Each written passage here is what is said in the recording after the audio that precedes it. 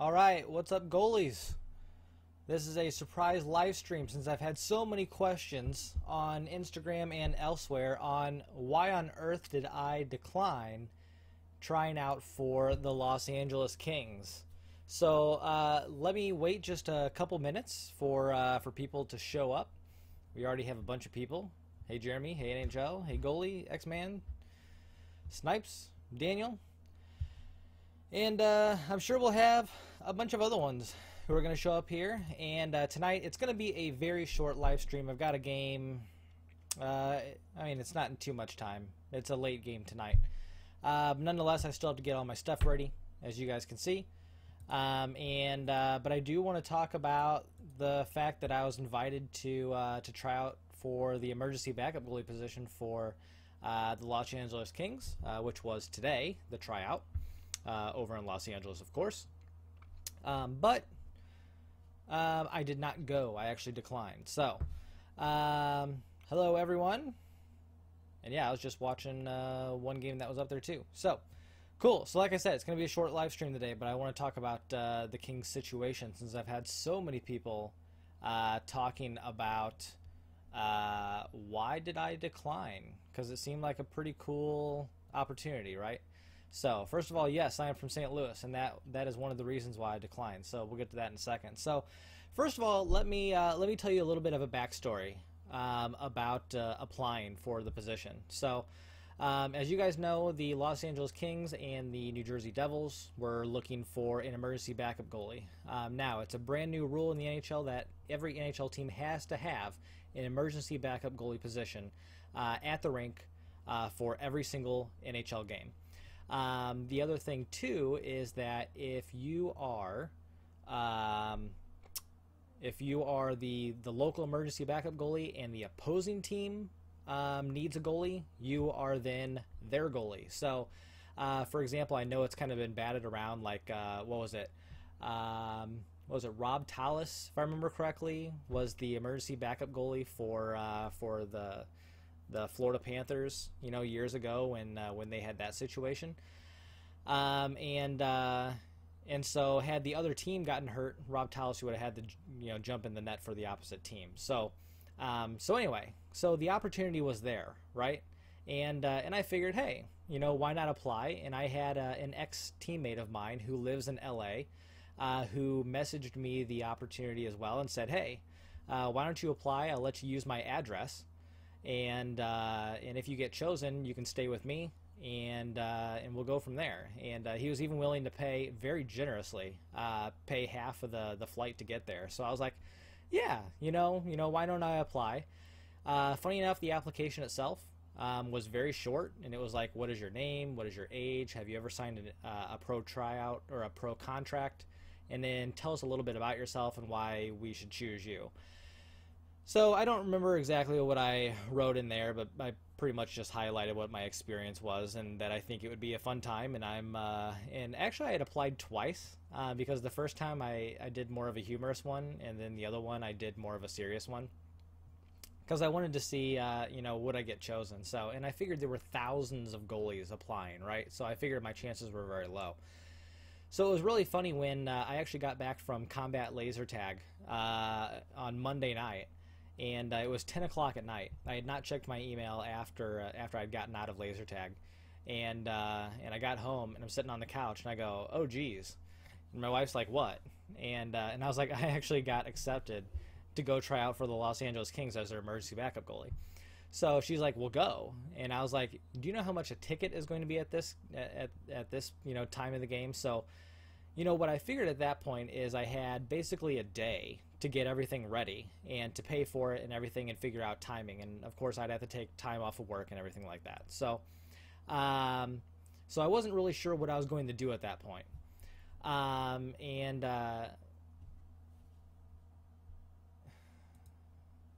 Sorry. This guy made a rather rude message on my YouTube earlier and I forgot to ban him. And he was dumb enough to come on here and say another rude thing. So now I got to ban him. So anyway, so that's fun. But anyway, so okay, so where was I? okay, so I got the opportunity, and then immediately I start looking up plane tickets, right? And I was messaging a couple of my friends, hey, I actually got accepted. I'm not sure if I'm actually going to be able to go or not, because basically I'd have to leave in like, there was a flight that I'd have to leave in like 7 hours to get there the day before.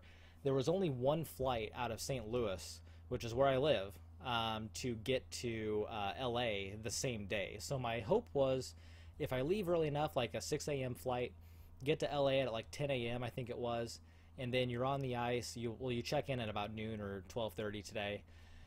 And then you're on the ice from, what is it, like 1:15 to 3:45, if I remember correctly. And then my hope was that I'd be able to get back the same night. So if there was a flight around like 6:30 or 7, because we're talking about LA here, so who knows how long it's going to take for me to get through, even though I have TSA clearance. I figured it would take me a very long time to probably get through LA airport. So, but there were no flights after, what was it, like 4:45. So there was no way I was going to be able to get there in time. So then, you know, my next thought was, well, okay, so now not only is this $1,000 trip, because it's going to cost $1,000 to get from St. Louis to LA, but now it's also going to cost me money to stay there the night. So now it's going to be like another probably $150 to $200. And even if my buddy, you know, was able to let me stay with him that night, I didn't really want to inconvenience him, you know, especially since I only had like a day to plan. So at that point, I figured it is not very likely. I tried like 6 different airlines to see if I could get there. There were some connecting flights, and I definitely did not want to connect with goalie gear or with sticks. That's a terrible decision. I have some history there. So the only other option I really had was to drive for 6 hours up to Chicago, and then drive to Chicago, and then take a flight from Chicago to LA, and that would have only cost about $300 or $400. So I probably could have, you know, let that one go. That one would have been fine, but then I would have had to drive for 6 hours, basically the same day, and then also coming back at night. So same way, long story short, I went ahead and declined. So you guys can see, well, I was going to show you guys the invite, but you can kind of see my email address in it. So, and you guys know one of them, but this one has my personal one, so I don't really want to show it. But, well, here, I can probably show it in another way. So let me boot something up really quick, and I can show you guys the invite and what it looked like if you guys didn't get to see it on Instagram. So let me get up a new window, got it, and email, got it, and let me switch to, alright, there we go. Alright, so you guys can see here, here is the invite that I got. It's pretty cool. Congratulations. Supposedly it's from Luke Robitaille. You know it's really not, because it really came from VIP.LAKings. So, you know, it's basically their season ticket, folks. But nonetheless, it's a pretty cool opportunity, and a nice little invite too. So I just wish I would have gotten it a little bit sooner, of course, because then I probably would have been able to go. But considering it was literally maybe a day and a half before I'd really have to make the decision, I just really didn't have an opportunity to do that. So yeah, I went ahead and declined. So here are the main reasons why. Number one, lack of time, right? I had about a day and a half to figure it all out. Number two, it would have cost at least $1,000 to go. So you figure $1,000 in plane tickets. I think the least one I got was like maybe $890, and if I actually have like $200 left over from a trip that I didn't take earlier this year to another conference. And so even if I applied that, you know, you're still looking at like, you know, $600, $700. But you also have to figure in the cost of oversized bags, because remember, we're goalies and we have like, it's 80 to 100 pounds of gear, right? You know, trying to go through an airport with that. So that's going to be another $200 per way. So you're looking at between $200 and $400, and that's not even considering the sticks. That's probably going to cost you a little bit more too. So at the end of the day, I did not want to spend $1,000 on what equated to about 2.5 hours of ice time, even though it would have been pretty cool. But nonetheless, I went ahead and did not do that. So now, a couple other reasons why I didn't do it. So, cost, lack of ice time. Here's another big reason I did not do it. This is not a real NHL tryout. And some people don't seem to understand that. And so there were a lot of comments on Instagram and on my Facebook page and stuff like that. That was like, oh, good luck. You're going to make it to the NHL, blah, blah, blah. And I've seen other people who were also selected to go talking about making it to the NHL from juniors and stuff like that. This is not a real pro tryout. Like, this is not difficult, but this is for an emergency backup position, which is free. It's volunteer. You don't get paid to do it. You might get the opportunity to go to a practice here and there if you're lucky. But more than anything, it's just to basically get on the ice for 2.5 hours and get shot on by basically their staff. So it's not even the actual LA Kings. You're not actually being looked at by anyone important. It's more than anything, it's a marketing ploy, and that's why you only saw 2 teams do it. The same thing happens every single year in these FHL teams and SPHL and CHL and what is it, the UHL, which I don't think is around anymore, but all these teams did these sorts of open tryouts, and I've been to them before.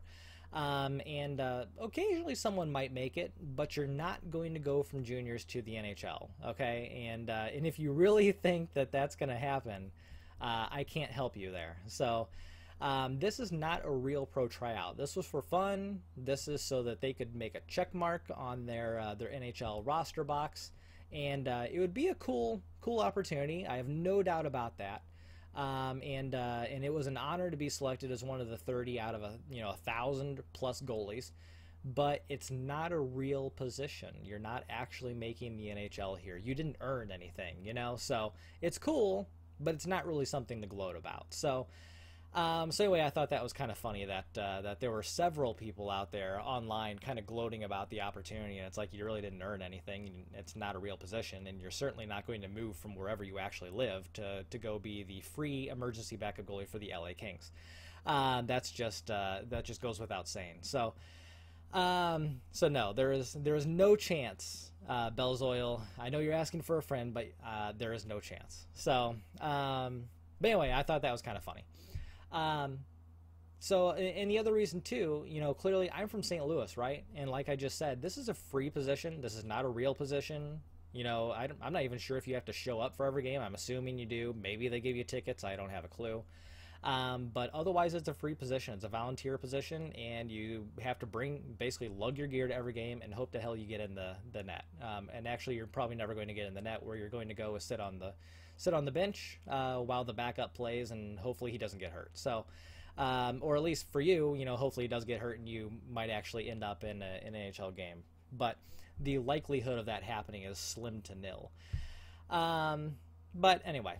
So I live in St. Louis, so this was never going to happen anyway. I did have a buddy, like I said, who lived in LA, and he would let me, stay with him if I did get selected. And let's say if they broke it up into quarter seasons, like 10 games, and hey, if I had to fly to LA to, have some fun with my buddy and also see the LA Kings play and bring my gear with me, I would be totally fine with that. That'd be pretty cool.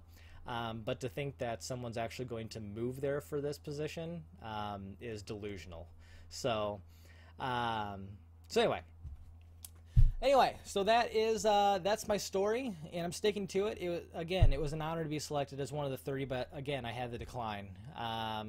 It's a lot of fun to be invited, but it's a whole lot less fun to have to decline. So, if you have the opportunity, though, always, apply, do what you can to try to get in, have some fun. But don't take it too seriously, and don't put yourself out $1,000 for 2 hours of ice time against a bunch of nobodies trying to get a free position. Because it sounds good at the time, right? Maybe I could get some cool footage out of it, but it probably doesn't make a whole lot of sense in the grand scheme of things. There's a whole lot of other things that you can spend $1,000 on, and to that point. When I made that announcement that I had to decline, basically because it was gonna, be $1,000, there were a ton of people who were like, "Hey, you want to create a GoFundMe? I'll send you cash. We'll make sure you get there." And that is really cool. I am so honored that that you guys would be willing to do that. At the same time, there are so many more and more deserving opportunities to donate to worthier causes than sending me to LA for a 2-hour day trip. So whether it is Puerto Rico, which has been devastated by the hurricane, whether it's sending money up to Flint so that they can actually have fresh water, even though they've been without it for over a year now, or even if it's just donating to your local food shelter so that it feeds kids and elderly and stuff like that. Those are way worthier causes than sending me some cash so I can fly my gear to LA and get on the ice for 2 hours, on a position I couldn't even accept, and that doesn't pay anything. So what's the point? So anyway, but nonetheless, I do really appreciate it. I appreciate the thought, and hopefully you'll donate to those worthier causes. And yeah. So anyway, I really appreciate all of you guys coming. We had quite a few people here. Again, I said I was going to take a very small amount of time to do this live stream today, just kind of explain why I declined such a pretty cool opportunity, but it didn't work out in the end. It wasn't the right circumstance or the right opportunity for me. At the end of the day, it's going to be a really cool opportunity for somebody else. I saw some pictures from the tryout earlier today, and it looks like they were having a whole lot of fun and working hard out there. So anyway, as always, hopefully you guys are doing well, and you guys are having great seasons, pitching lots of shutouts, unless you're playing the night, in which case I'm sorry that I just said shutout, so you're probably not going to get one now. I have a game in, 2.5 hours? Yeah, 2.5 hours, so now that I just said shutout, I'm not going to get one either. So I just shot myself in the foot, but that's all right. So anyway, hopefully you guys have a good night. If you have a game, good luck. And as always, good luck. I will see you guys out on the ice. Have a wonderful one. Have a great